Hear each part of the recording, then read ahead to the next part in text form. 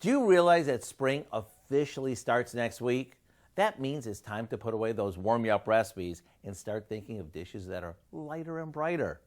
To get you going, we're sharing the perfect springtime side dish. To give this its springy feel, we begin by sauteing some diced zucchini, carrots, peppers, and onions in some butter in a skillet.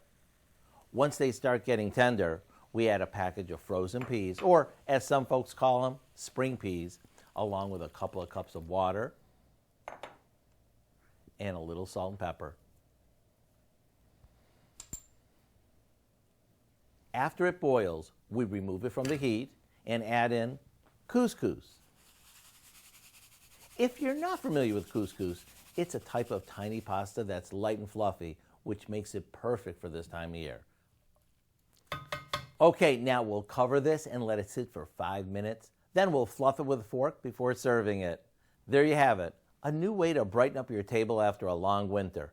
It's packed with veggies. It's super tasty, and the best part, it's done in one pan.